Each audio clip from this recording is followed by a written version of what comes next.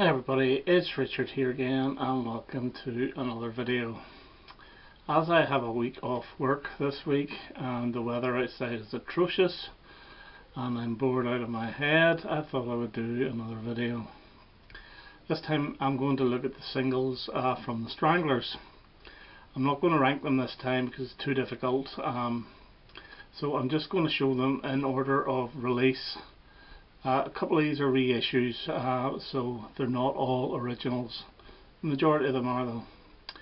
Okay, the Stranglers were Hugh Cornwell, J.J. Burnell, Dave Greenfield and Jet Black, and in 1990 Hugh Cornwell called it a day. They've continued since, but to me they're still very good. They're still a very good band. But the Hugh Cornwell years for me are the classic years.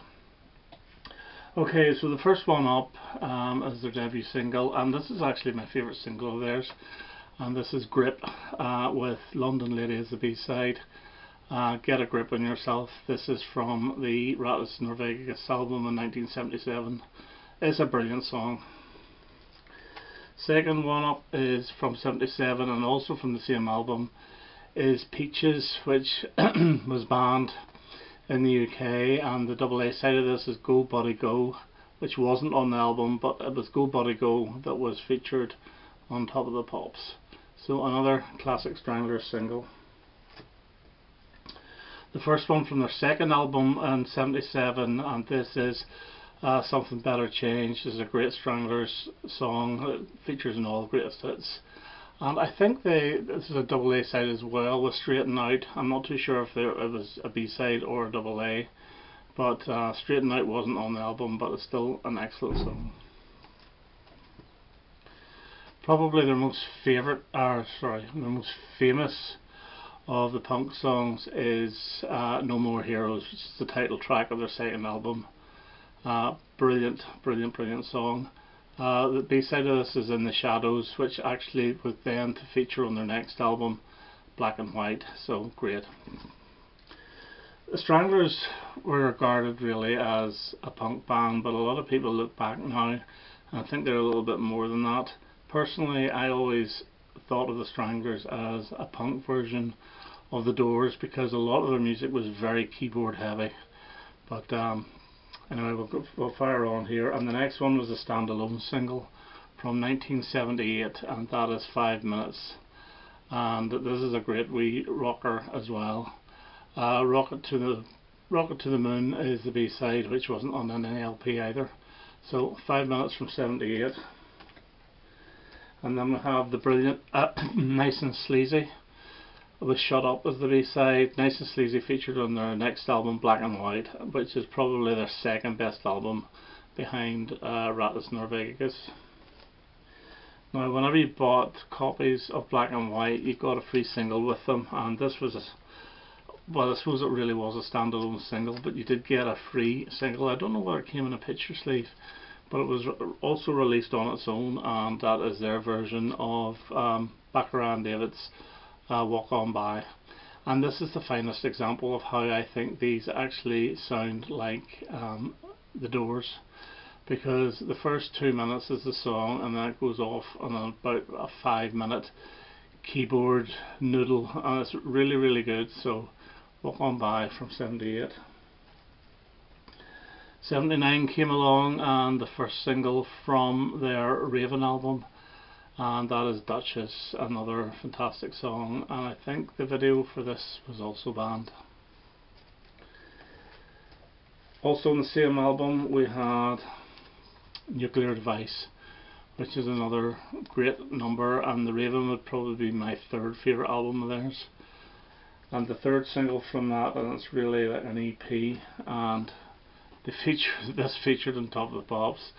Don't Bring Harry. This is nothing to do with Harry Carpenter or any other Harry. This is all about heroin, and the BBC just didn't catch on. So it's a very good song as well, very slow song.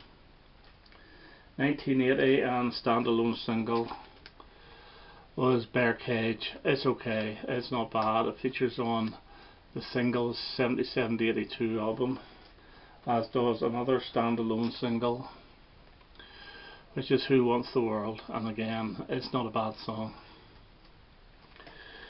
Now, in 1981 they released The Gospel According to the Men in Black, and the first single from it was Thrown Away, and I really do like this. This is actually very hypnotic. The keyboards on this is, you know, it is very hypnotic.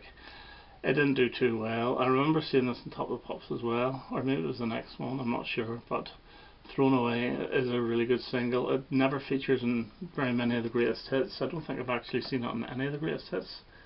And the second single from that album was the absolutely crazy Just Like Nothing on Earth, which I've never heard anything like it. I used to think it was absolutely dreadful, but it really has grown on me. And you get little bits of chipmunk in here as well. So, second single from that album. At the end of 81 they released another album, and the first single from the album La Folie is Let Me Introduce You to the Family, which did nothing either, but it's a pretty damn good song. But the success came their way in 82 with the second single from the album, and that's Golden Brown, which is an absolute classic. But it's not my favourite single from that album, because the third one is, and that is the title track La Folie, which is very Parisienne. It's a beautiful song, very very slow, very dark, very moody, beautiful. And then in the end of, well, I think it was more or less the summer of 82 or August or so forth, they released the singles 1977 to 82, and this was the standalone from that album, and it's Strange Little Girl, and this is a very old song that they found. I think this was written around 1974 or something, and recorded that, and that became quite a big hit for them. They changed labels then from United Artists to Epic, and the first one at the end of 82 to come out was European Female, which featured on their new album next year, which was Feline. And the best single from that was the second single, and it's a reworked version of the opening track, Midnight Summer Dream. Absolutely brilliant song with Hugh Cornwell on lead vocals. And the third single, released in the summer, I think this is very good as well, was Paradise. So the three singles from that album. The next album came out in 84, and it was Oral Sculpture, and the first one of that was Skin Deep, which is it's not a bad song. It's the piano part that really makes this. It's about a 3-note piano that really makes this song. So Skin Deep was the first. The second one was the very catchy No Mercy, which did okay. I think it got about 30 something, but yeah, good album actually. Oral Sculpture is one of their better epic ones. And the third single, which I think is the best from that album, is Let Me Down Easy, and this didn't do very well at all. I think this was released around 1985 at the start of the year. 86 comes along, and the debut, or the first single from their Dreamtime album, is Nice and Nice, which is not a bad song. It's not the best one. The most famous one is the second single, and this is a classic, and this is Always the Sun. And this was remixed in 89 again, and I think it became another hit, more or less the same chart position, around 20 something. Stranglers were never huge in the singles charts, but they always managed the top 30 for most of the singles, and then around 40 something. So Always the Sun was the second single from Dreamtime, and the third one was Big in America, which is the catchiest song on the album. And I thought this maybe could have been the first single, but wasn't to be, and it since failed. It didn't do too well, and they actually released a fourth one from that album, which was Shaken Like a Leaf, and this is alright. It's not great. It's taking a 4 songs off an 80 Stranglers album is taking it a little bit too far. In 1988 they released a live album, and The single from that is a studio version of the Kinks' All Day and All of the Night, and this is actually quite good, but it doesn't vary much from the Kinks' original. It's hard to tell the difference really, so it's very faithful to the Kinks' original, let's put it that way. And then the last album for Hugh Cornwell came in 1990, and that was the album 10, and there was 2 songs taken from that. Another cover version, 96 Tears, which I think is brilliant. This is originally by and the Mysterians, but it's an absolutely brilliant song.